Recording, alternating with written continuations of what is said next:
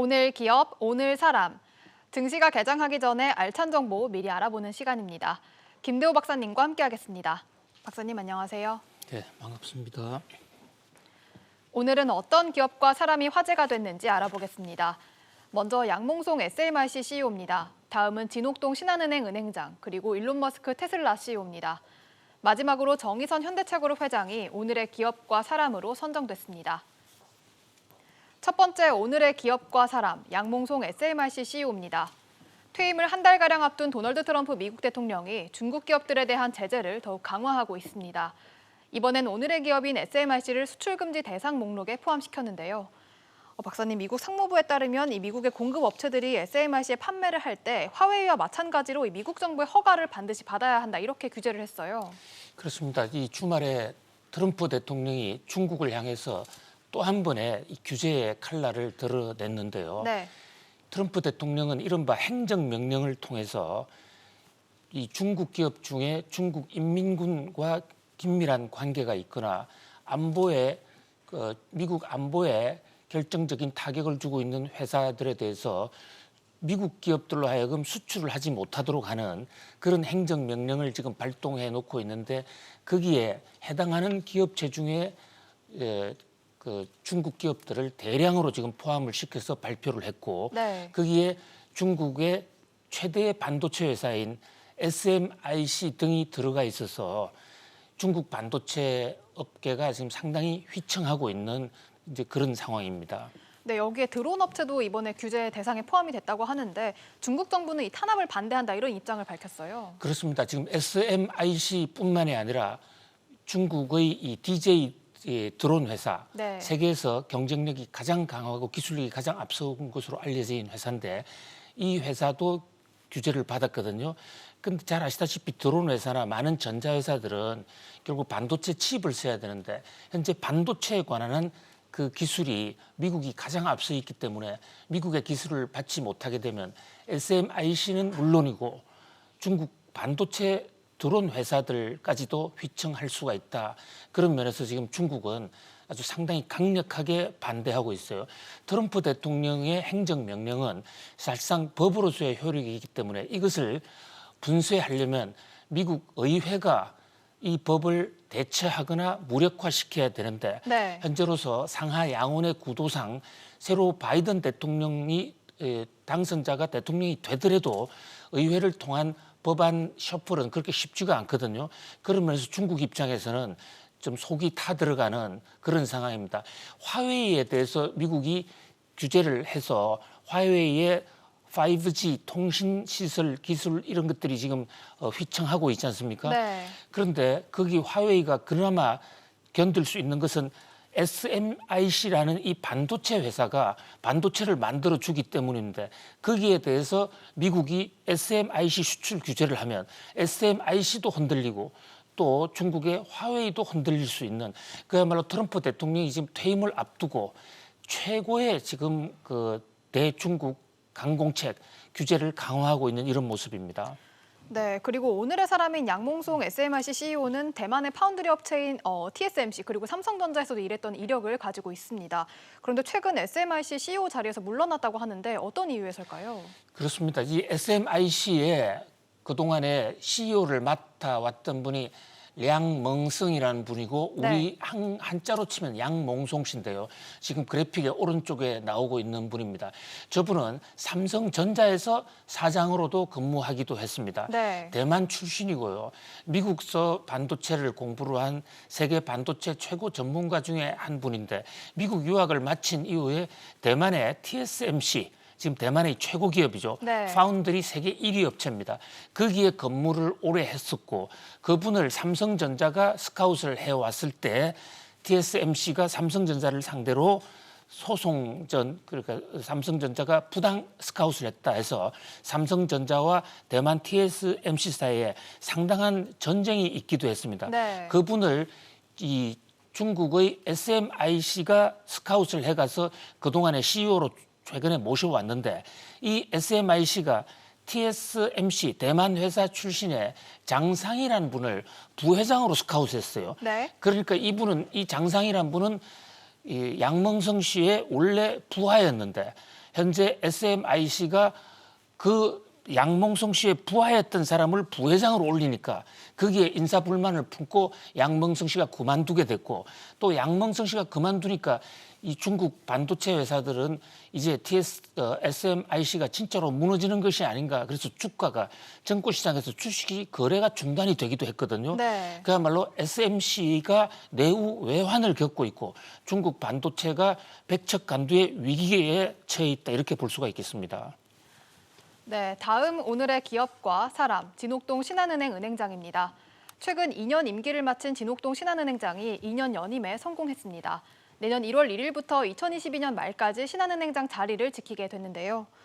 박사님, 진옥동 은행장을 키워드로 표현하자면 고졸신화 그리고 일본통이라고 합니다. 구체적으로 어떤 인물인지 설명해 주시죠. 그렇습니다. 덕수상고를 나오셔서 기업은행에 잠시 근무하다가 신한은행으로 넘어가서 신한은행에서 30년 이상 근무하신 신한은행의 잔뼈가 굵은 신한은행, 그야말로 그 토박이죠. 네. 그런데 이 신한은행의 그 인재들이 많은 그 사회에서 상고를 나와가지고 은행장까지 올라가기가 참 그렇게 쉽지가 않았을 텐데, 그 흑수저로서 정상까지 올라간 아주 금융계의 신화죠. 네. 그 신한은행에는 나흥찬 회장이라는 분이 상고 출신으로서 아주 과거에 신화를 한번 만들었던 분이 있습니다. 나흥찬 회장 못지않은 또 한 명의 신한은행의 흑수저 신화를 만들었는데, 이분이 2년의 은행장 임기를 마쳤는데 또 연임이 됐고요. 보통 이 신한은행은 은행장 임기가 연임이 됐을 때는 1년짜리만 주는데 이번에는 또 2년을 보장을 했어요. 네. 그런 면에서 앞으로 이 진옥동 시대, 진옥동이 꾸려가는 신한은행의 시대가 상당 기간 연속이 될 것으로 보입니다. 조용병, 지금 회장이 조용병 씨죠. 네. 조용병과 진옥동, 또 카드와 이번에 생명까지도 다 연임시킴으로 인해서 이 조병용의 사인방이 앞으로 신한은행을 상당 기간 끌어갈 것으로 전망이 되는 그런 인사로 볼 수가 있습니다. 네, 이 진행장은 그동안 제1교포 주주들의 강력한 지지를 받기도 했는데요. 그런데 최근에 신한은행이 금감원의 지적에 따라서 이 제1교포 주주들의 영향력을 좀 계속해서 줄이고 있는 상황이죠. 그렇습니다. 지금 그 금융감독원에서는 신한은행이 한국의 1위, 2위 대표적인 은행인데 너무 일본 색채가 심하다. 네. 그리고 일본의 제1동포들이 은행 창립에 결정적으로 기여한 것은 사실이지만 현재 지분이 그렇게 많지가 않은데 너무 일본 출신의 사회이사가 많다 해서 이걸 좀 줄이라 했거든요. 네. 바로 그 진옥동 행장은 일본 주주들과 가장 관계가 가깝고 일본 주주들을 대표하는 인물이라고 볼 수 있습니다.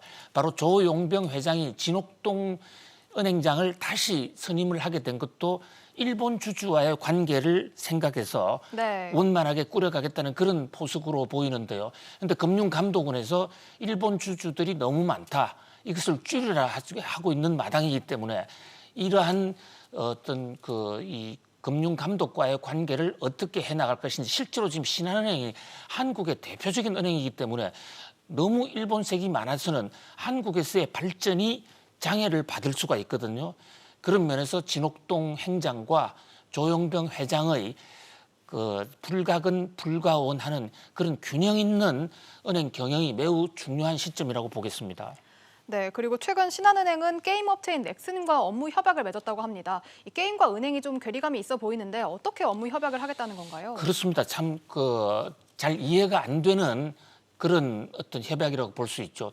게임 회사와 은행 회사가 협약을 해서 과연 어떤 시너지를 낼 수 있을 것인가, 네. 세간에서는 상당히 궁금하게 보고 있는데요. 아마도 추측건대는 저 넥슨이라는 회사가 가상화폐 쪽에 강한 회사입니다. 그래서 지금 뉴욕 증시 같은 데서도 금융기관들이 가상화폐에 본격적으로 뛰어들고 있는데 네. 아마도 신한은행이 넥슨이라는 고리를 통해서 가상화폐 쪽에 본격적으로 그 역량을 늘릴 수 있지 않을까, 그런 면에서 시너지 효과를 생각하는 것 같고요. 또 하나는 잘 아시다시피 넥슨이 일본에 상장되어 있는 회사지 않습니까? 네. 그러니까 신한은행으로서는, 일본 사업 기반이 강한 신한은행으로서는 넥슨과의 협업을 통해서 일본 시장에서의 경영 그 지배력을 더 키울 수 있다. 그런데 그러나 이것이 아까 말씀드린 대로 우리 금융감독원에서 볼 때는 일본 기업과의 연대가 한국 대표은행으로서의 한국 금융기관으로서 성장하는데 장애가 될 수 있다. 이런 경고등을 내고 있는 상황이기 때문에 그 조화를 어떻게 맞추어 나갈지 상당히 주목되는 순간이라고 하겠습니다. 네, 세 번째 오늘의 기업과 사람, 일론 머스크 테슬라 CEO입니다. 테슬라가 현지 시간으로 오늘 S&P 500 지수에 편입될 예정입니다. S&P 500 데뷔를 앞둔 거래 마지막 날 테슬라의 주가는 사상 최고치를 기록했는데요. 박사님, 지수 연계 펀드가 이 대규모로 테슬라 주식을 사면서 테슬라 주가가 크게 올랐다고 해요. 그렇습니다. 오늘 밤에 뉴욕 증시가 이제 사상 처음으로 테슬라를 S&P 500에 포함시켜서 금융 거래를 시작하거든요. 네. 사실 S&P 500이라고 그러면 미국의 우량 기업 들어가 있는 가장 대표적인 지수 군단이고 또 저기에 들어가는 것만으로도 일반 펀드들이 그 기업의 특성에 관계없이 자동적으로 S&P 500에 포함되어 있는 주식을 사기 때문에 특히 이제 패시브 펀드 같은 경우에는 테슬라에 대한 비중이 상당히 높아지는데 그동안의 S&P 500은 테슬라와 같이 그동안에 적자를 많이 내는 기업 또 앞으로 어떻게 될지 모르는 이런 위험이 많은 첨단 기업에 대해서는 S&P 500에 포함시키지 않았지 않습니까? 네. 근데 이게 이제 들어감으로써 과연 테슬라 주가는 어떻게 될 것인가? 또 뉴욕 증시의 펀드들의 투자 행태가 어떻게 될 것인가? 또 뉴욕 증시의 주가는 어떻게 될 것인가? 매우 지금 뉴욕 증시가 테슬라의 S&P 편입에 대해서 굉장히 주목하고 있는데요. 네. 지난 주말에 그러니까 S&P 편입하기 전 마지막 거래에서도 또 5.96%가 올랐습니다. 그날 주가가 굉장히 많이 동요쳤지만 결국은 사상 최고치를 기록을 했는데요. 과연 오늘 들어오고 나서 그러니까 테슬라가 S&P 500에 편입된 이후에 어떻게 될까? 거기에 대해서 지금 세계의 관심이 집중되고 있는 그런 상황이죠. 네, 지금 테슬라를 보면 90년대 말 인터넷 기업 야후의 모습과 좀 비슷한 것 같습니다. 당시에 야후도 S&P 500에 편입이 된 이후에는 주가가 크게 올랐는데 곧 이어서 이 버블이 꺼지면서 주가가 하락하는 모습을 보였죠. 그렇습니다. 아주 재밌는 지적을 해주셨는데요. 지금 뉴욕 증시에서도 테슬라가 제2의 야후가 되는 것이 아닌가 그렇게 지금 걱정하고 있습니다. 구글이 독점을 하기 이전만 하더라도 야후가 구글보다 훨씬 더 앞선 회사였거든요. 네. 그리고 그 당시에 이 야후가 S&P 500 지수로 올라가면서 주가가 아주 크게 올랐습니다. 그러나 S&P 500을 정작 지수에 들어간 이후에 몇 달 후에는 주가가 폭락하기 시작했고 그 이후로 다시는 주가가 오르지 않았습니다. 그래서 야후는 결국은 회사가 공중분해가 되기에 이르렀고 네. 지금 그중에서 일본 야후가 소프트뱅크 손정희 회장에게 넘어가서 그런 대로 명맥을 유지하고 있지만 미국 야후는 사실상 지금 상당히 영향력이 약해져 있거든요. 바로 이런 점에서 테슬라가 20년 전에 야후의 전철을 밟는 것이 아닌가. S&P 500 들어가기 전에는 많이 올랐지만 들어간 이후에 무너질 수도 있다. 그래서 테슬라의 야후 신드롬을 조심하라는 경고등이 나오고 있습니다.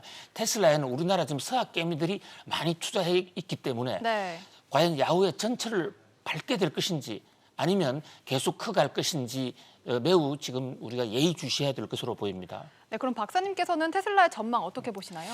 예, 테슬라가 이제 야후와 결국 차별화될 수가 있느냐 없느냐 하는 것은 결국은 테슬라가 앞으로 계속 기술 개발을 해낼 수 있느냐.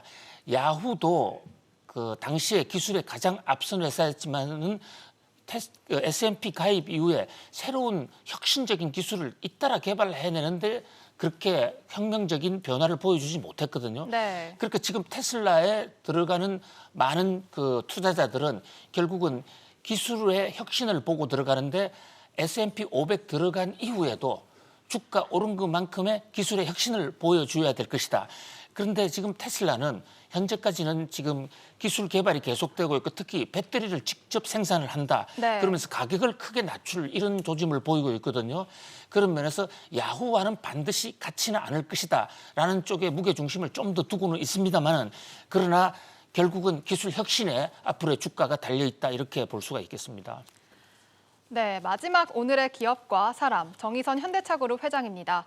현대자동차가 10년 만에 일본 시장에 다시 진출하기로 했습니다.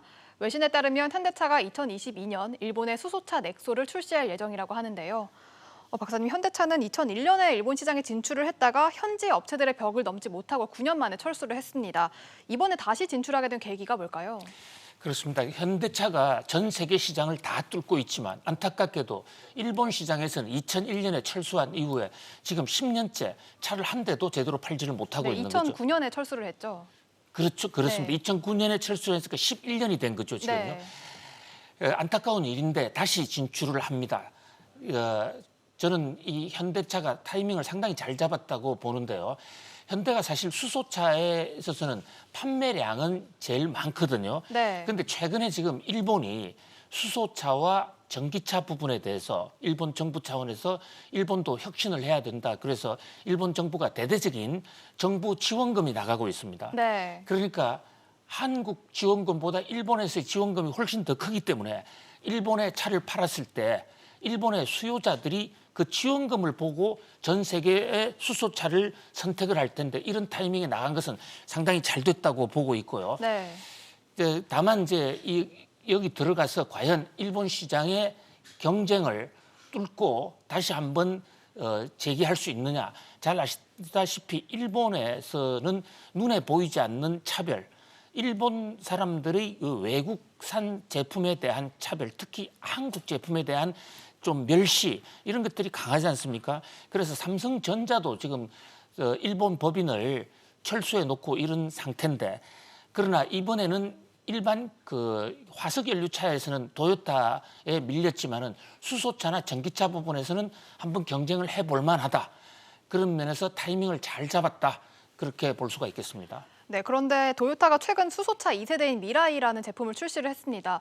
현대차가 이 도요타의 벽을 좀 잘 넘을 수 있을까요? 그렇습니다. 지금 일본 차들은 그동안에는 일본 정부가 수소차나 전기차에 그렇게 적극적인 지원을 하지 않았고, 네. 또 일본 도요타는 내부적으로 하이브리드카가 세계적인 성공을 거두면서 따로 전기차를 만들어내지 않아도, 수소차를 만들어내지 않아도 전 세계의 수요를 나름대로 충족시킬 수 있었기 때문에 전기차, 수소차에 그렇게 올인해오지 않았거든요. 네. 바로 그런 점에서 이번에 현대차가 일본을 가는 것은 대단히 타이밍 맞고 현명하게 잘 선택했다고 볼 수가 있어요. 그러나 일본의 토요타가 지금 말씀 주신 대로 미라이, 그동안에 수소차를 만들어냈다가 별 성공하지 못해서 거의 사장된 제품을 다시 꺼냈습니다. 그래서 현대차와 일본 토요타의 미라이가 본격적으로 일본에서 정면 대결을 할 수 있고, 일본에 지금 그 토요타의 미라이는